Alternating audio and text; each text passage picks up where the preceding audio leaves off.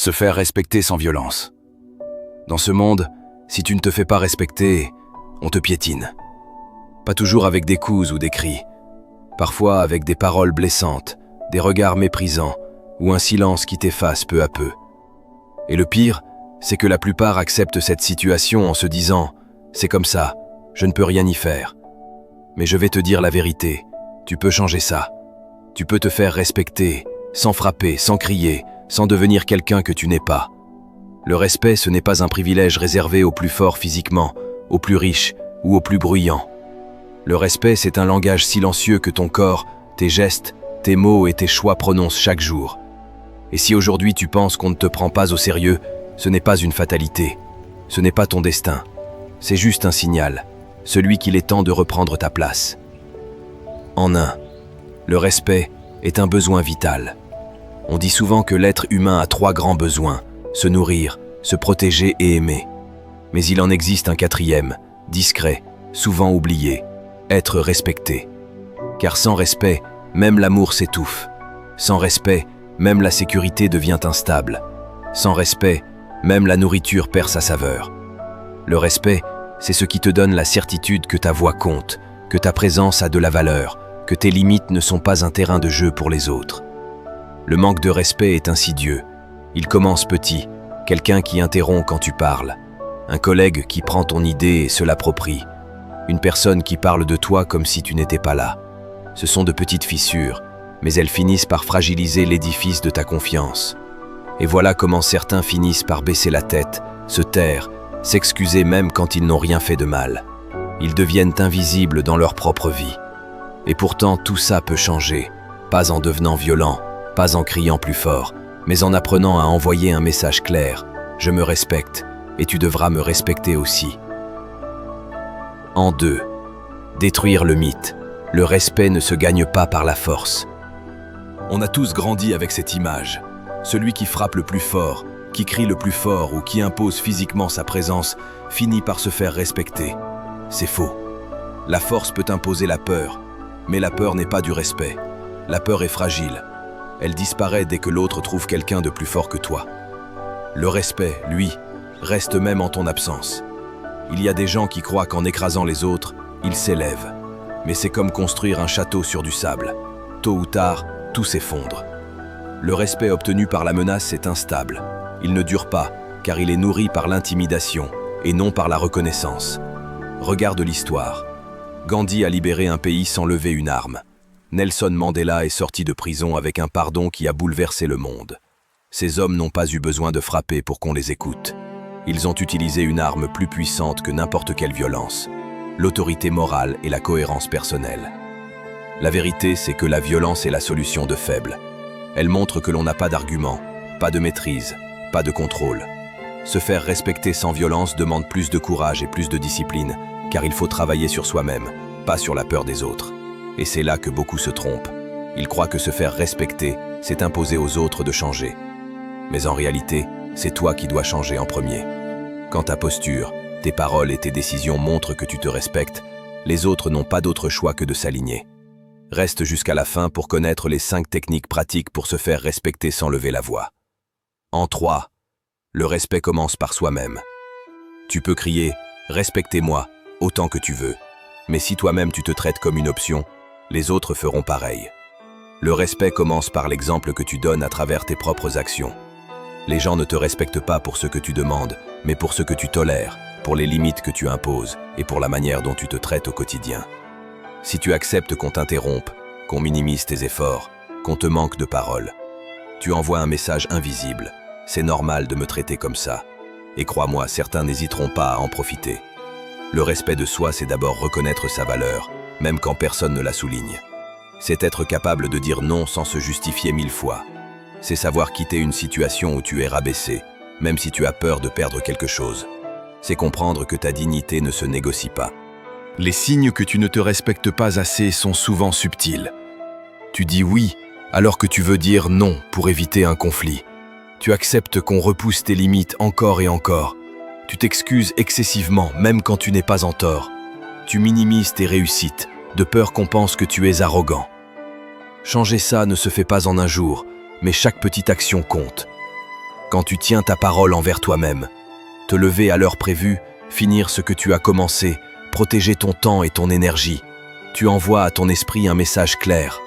Je mérite le respect, parce que je me le donne déjà.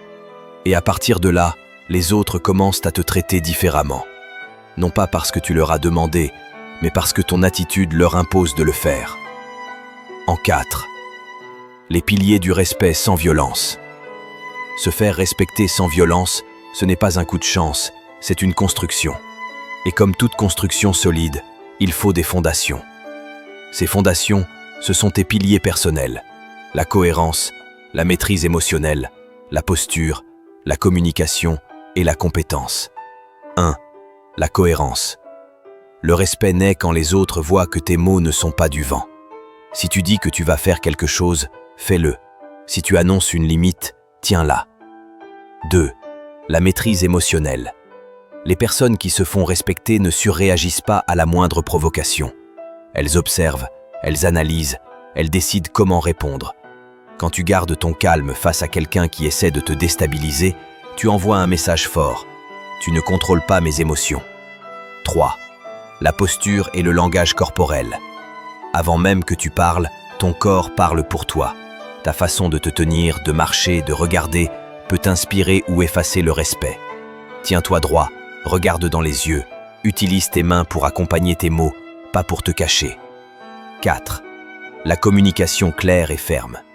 Se faire respecter, ce n'est pas parler beaucoup, c'est parler juste. Des phrases courtes, précises, sans agressivité, mais avec fermeté. Évite les justifications excessives. Plus tu simplifies tes mots, plus ils portent. 5. La compétence et la valeur personnelle. Le respect ne vient pas seulement de l'attitude, mais aussi de ce que tu apportes. Sois la personne qui connaît son sujet, qui tient ses engagements et qui ajoute de la valeur. Une personne compétente et fiable n'a pas besoin de réclamer le respect, elle le récolte naturellement. En 5. Les techniques pratiques pour se faire respecter sans lever la voix. 1. L'art du silence stratégique. Quand quelqu'un te provoque et que tu restes silencieux en le regardant calmement, tu inverses le pouvoir. Ce silence n'est pas une fuite, c'est une démonstration de maîtrise. 2. Reformuler pour reprendre le contrôle. Reformuler les paroles irrespectueuses ramène la discussion sur le terrain des faits, pas sur l'émotion. 3. Poser des limites fermes. Des phrases simples. Je ne l'accepte pas. Ceci est ma limite. Je préfère arrêter la discussion. 4. Refuser avec élégance. Non, ça ne me convient pas. Merci, mais je ne suis pas disponible. 5. Gérer l'espace physique. Reste à une distance qui te met à l'aise, ni trop proche, ni trop loin. Cela communique la sécurité et l'assurance. En 6. Comment répondre aux attaques verbales et au manque de respect. 1. Rester calme. Ne donne pas à l'autre ce qu'il cherche, ta colère. Respire, observe, réponds posément. 2. Utiliser l'humour contrôlé. Un humour léger peut désamorcer une attaque tout en affirmant ta confiance. 3. Réponse neutre mais puissante. Je ne parle pas sur ce ton. Reformule, je t'écouterai après. On ne va pas avancer si tu me parles comme ça. 4. Ne pas tout relever. Choisis tes batailles. Ignorer certaines attaques montre ta maîtrise. 5. Clore la conversation si nécessaire. Si l'irrespect continue, mets fin à l'échange et pars. Tes actions doivent confirmer tes paroles. En 7. Le pouvoir de la constance. La constance est ce qui transforme un respect temporaire en respect durable. Ne change pas d'attitude selon ton humeur. Sois ferme, mais juste, tous les jours. Les petites actions, arriver à l'heure, tenir ses engagements, créer une réputation solide. Ne fais pas d'exception par peur de déplaire. Réagis toujours selon tes valeurs, pas selon tes émotions, et impose des conséquences naturelles face au non-respect. La constance prouve que ton respect de toi-même est réel et irréversible. En 8, changer son entourage pour être respecté. Ton environnement influence directement ton respect. Identifie les relations toxiques et limite ton exposition. Entoure-toi de personnes qui te valorisent et n'aie pas peur de dire au revoir à ceux qui refusent de te respecter. Changer ton cercle est un acte d'amour envers toi-même. En 9, l'exemple de figure qui impose le respect sans violence. Gandhi, Mandela, Michelle Obama, Malala Yousafzai. Toutes ces figures prouvent que l'on peut imposer le respect par la force de ses valeurs, de sa constance et de son courage, sans jamais frapper ni crier. Même dans la vie quotidienne, les enseignants, employés ou parents calmes mais fermes inspirent naturellement le respect. Ces exemples montrent que cette voie fonctionne pour tous, y compris pour toi. Le respect n'est pas donné. Il se mérite par la clarté, la discipline et la constance. Tu n'as pas besoin d'agressivité, seulement de cohérence, de maîtrise et de fermeté. À partir d'aujourd'hui, décide de marcher droit, parler avec clarté et regarder dans les yeux. Tu n'es pas là pour plaire à tout le monde, mais pour être vrai, juste et respecté. Les mauvaises personnes s'éloigneront et les bonnes seront attirées. La magie du respect commence par toi. Lève-toi, décide, agis. Le monde respecte toujours ceux qui se respectent eux-mêmes.